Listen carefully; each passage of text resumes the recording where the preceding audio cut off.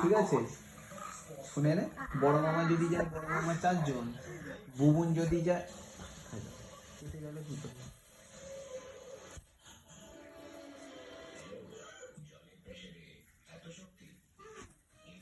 লিখে যাবে মা। আচ্ছা,